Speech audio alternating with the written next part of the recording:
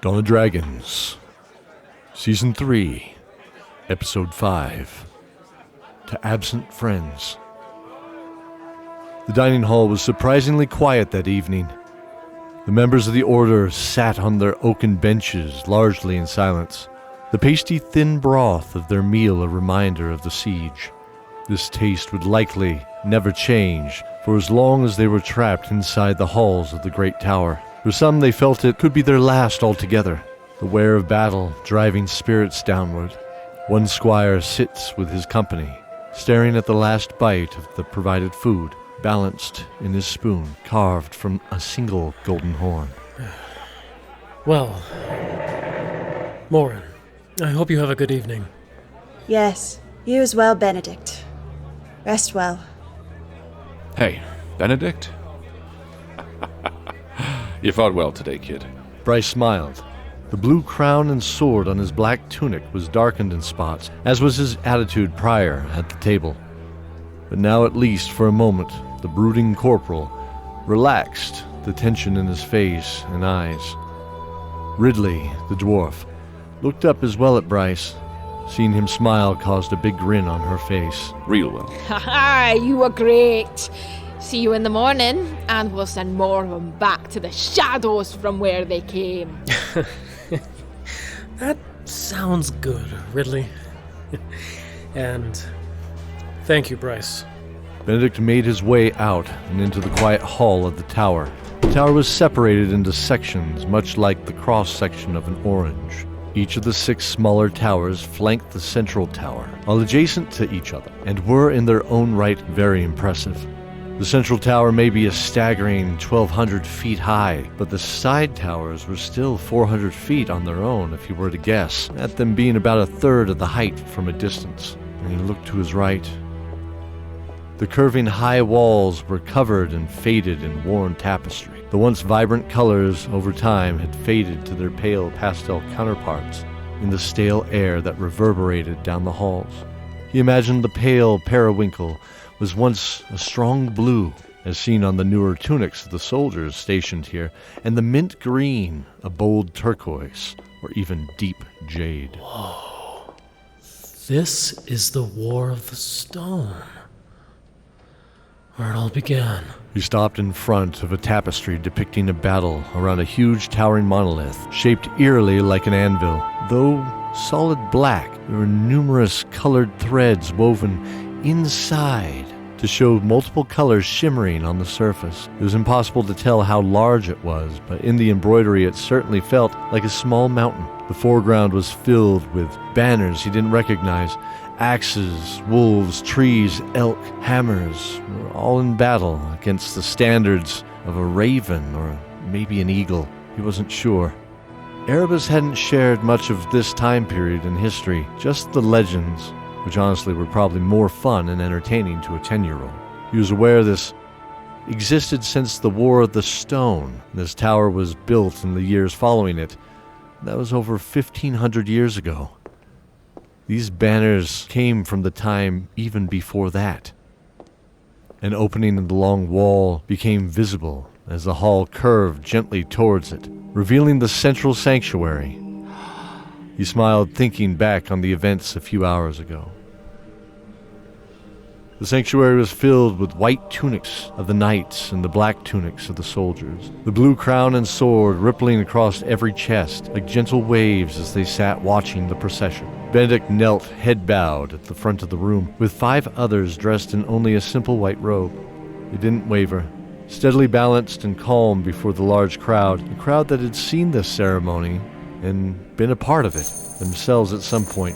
Members of the Order, you have witnessed their actions this day and wish to welcome these initiates to our ranks as squires. Lord ALVAR, Knight Commander of the Celestine Tower, it is my honor to bring them to you. May the stone now guide your judgment,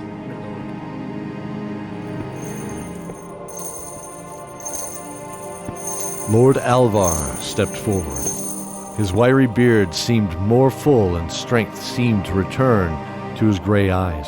He wore no ceremonial outfit, the same white tunic he was accustomed to wearing, complete with 4 blue bars at the bottom. Initiates, you proved valor this day on the field.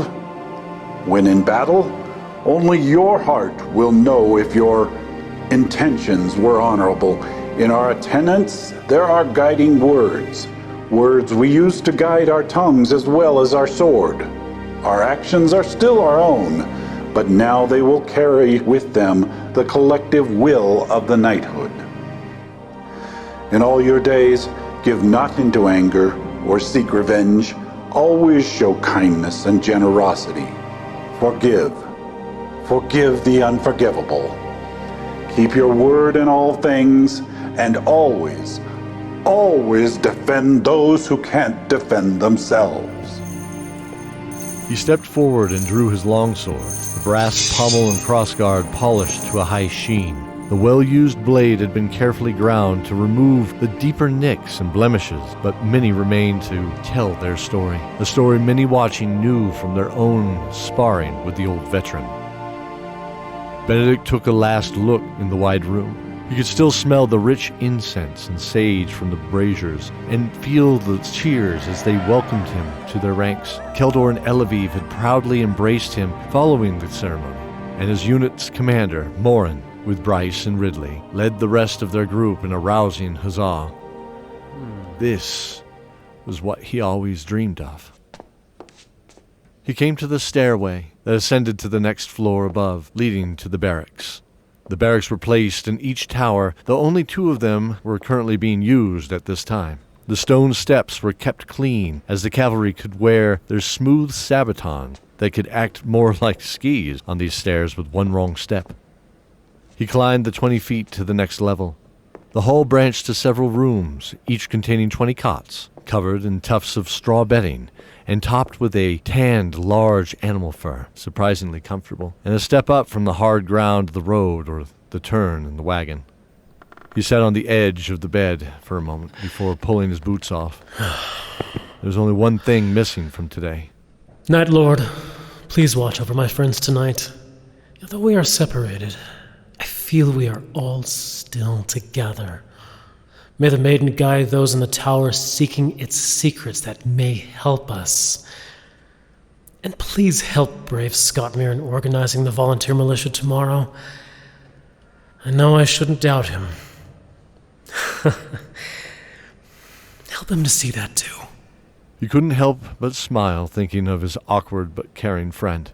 He was rough, but if he just believes in himself, Benedict knew he could do great things. Then lying down on the bed, placing one cheek on the pillow, his eyes drifted off to sleep.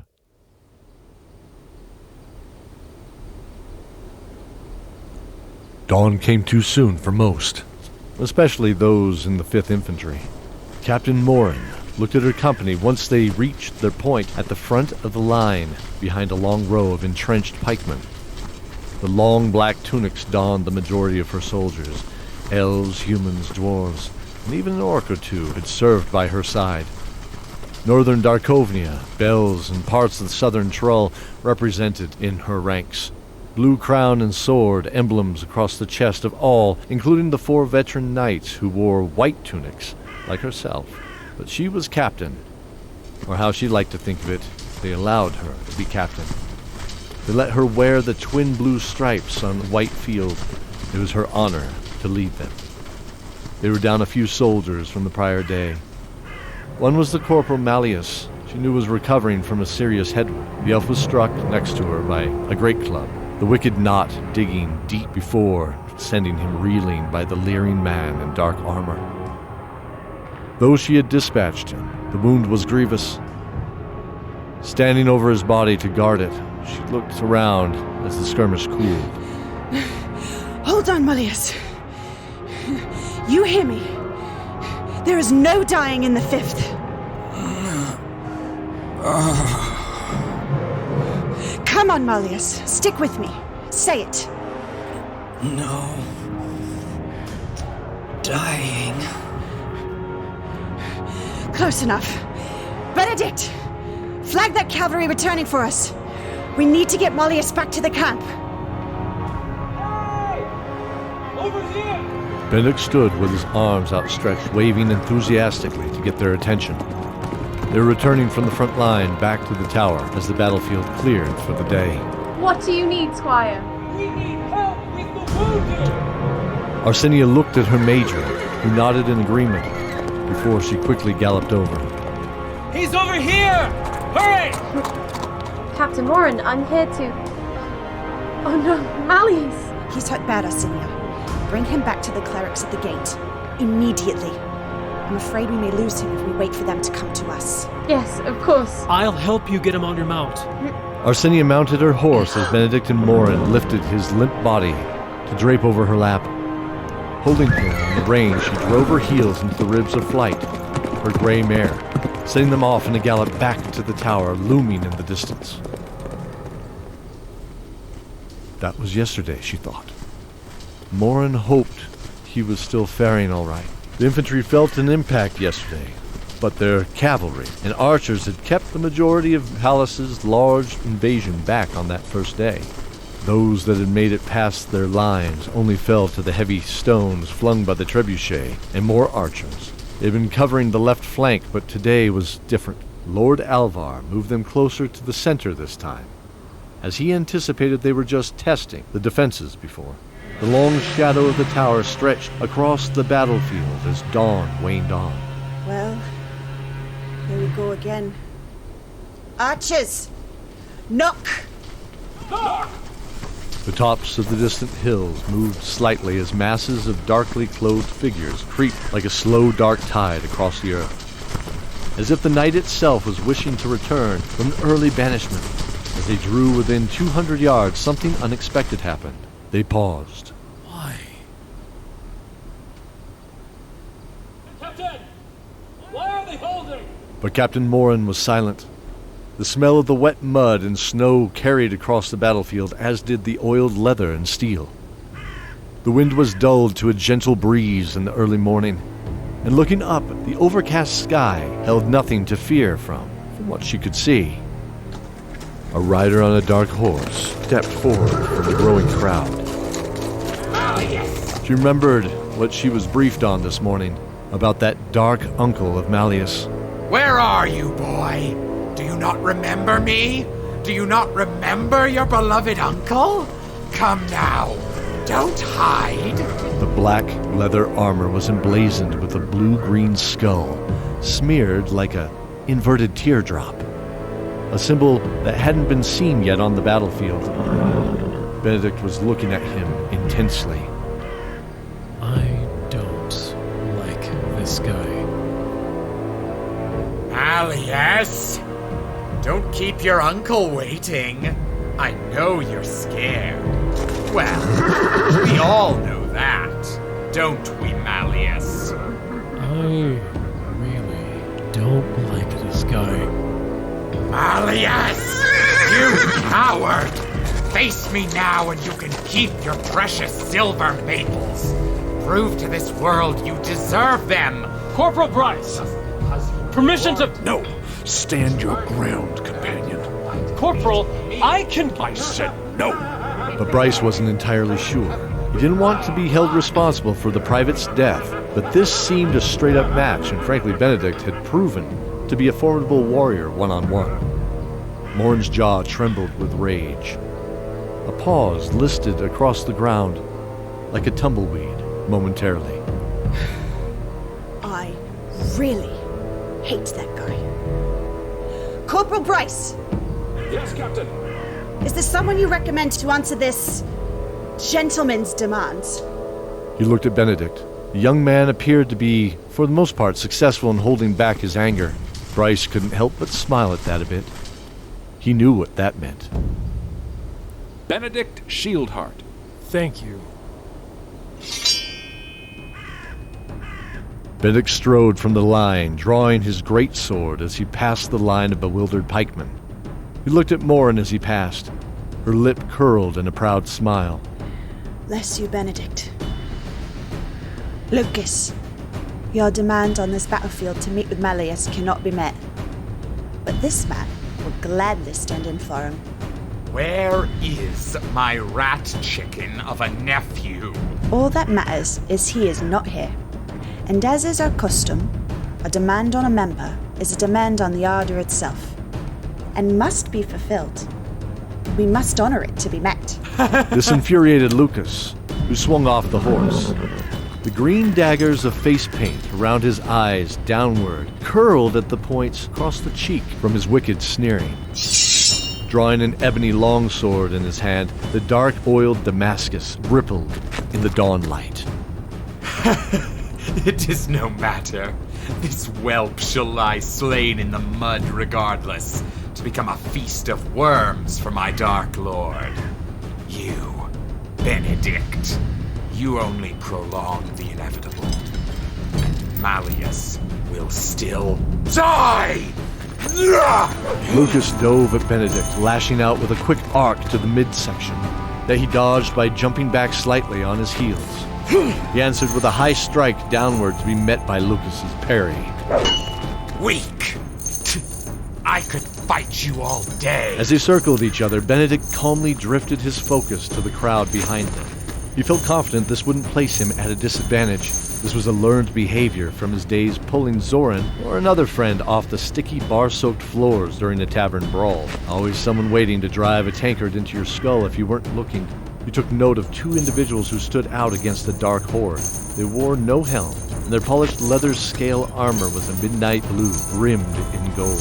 Not gold paint, but real gold leafing. The male stood behind the woman. Dark-rimmed eyes showed irises the same color as his pupil, black as a starlit night. They both had cruel, one-sided grins as they stood at the front of the army with their arms crossed, watching intently. As could I. But I have better things to do. They locked blades, staring at each other. Benedict could tell he could drive his blade through the other's guard easily, but it would open himself up. Lucas kicked free and swung in a series of wild blows that drove Benedict backward, in several steps, finally stumbling to a knee.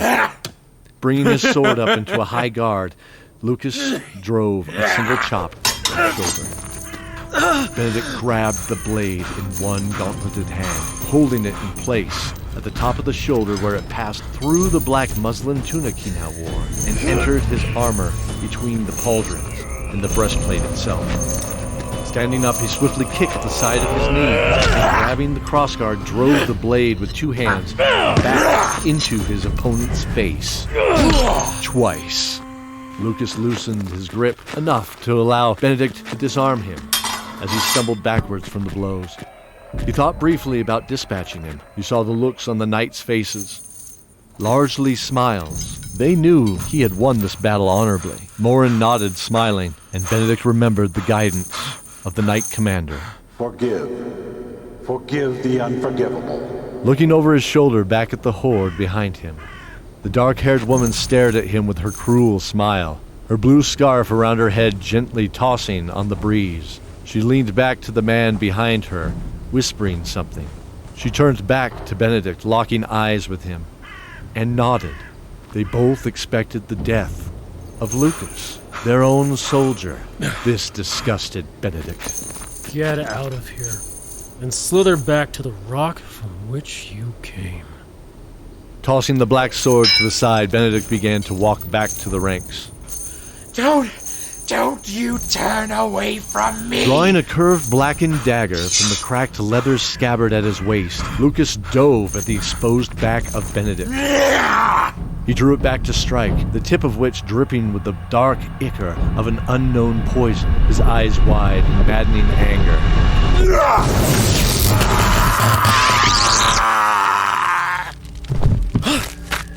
Benedict saw the dark-eyed man's hand extended towards where the now blackened body of Lucas once stood, his face twisted in a cruel, lopsided smile.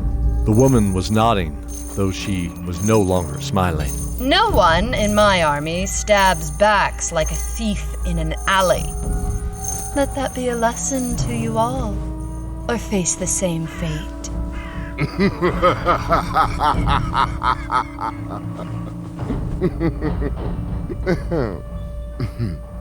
Yes.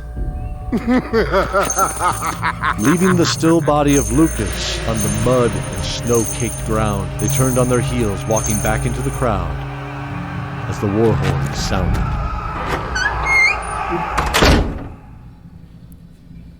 Well, this is worthless. No, it's not. Oh, says the girl who wants for a brain. Yes, it is. A large 15-foot oval stood in the center of the 65-foot chamber. The steel frame was 2 feet wide and depicted relief sculptures of dragons, tied in intricate knots. Fine. Sophie, can you help me? Sure. What do you think we should try? Just need to dust it off, especially the gems. There's no power in them right now, so nothing to worry about. That's what we need to find out, actually. What's wrong? Hey, ERALIN, do you see that up there? Zoran spotted an area in the 20-foot-high ceiling where a ring of stones was, framing something. Yes. Is that a... Yes, of course. A trap door. ERALIN glared at Vix, while Zoran just shook his head. Obviously. Now this is important. What? Really? Didn't you just say it was worthless? Well, Cordelia, as you should know, my dear, changing my mind is my own prerogative. Well, bling bling. That sure went from worthless to priceless faster than anything I can remember. You really do have all the magics. Yeah, I was wondering if this little spot I polished held some sort of magical power. Give me a moment and we are going to see some. If you're quite done, I can explain to you ignorant fools how it works. The group went deadly silent. No one had seen Vix that angry since the underworld, and it was frankly a little unnerving. Not all magic can be summoned from yourself or the immediate surroundings, you idiots. That's why some spells require a little extra push, like a spell component, or maybe a focus like a wand or staff to assist. This is also true with very rare and powerful magic. Vix paced to the steel ring. As he drew closer, he saw, in addition to the 5 gemstones, were inlays of brass, bronze, copper, silver, and gold, spread throughout the artwork, gently glinting from behind the dust and tarnish. The smell of the musty air and dust in this room proved it had lain untouched for many years. No windows graced the central chamber that was placed many floors above the stained glass mezzanine from before. All was illuminated in their torchlight. He looked up. What is it? This aligns perfectly to the opening above. If I were to guess, there's a very powerful spell component at the other end of this trapdoor to activate the possible portal between the towers. Well then, ERALIN, help me find out where this goes.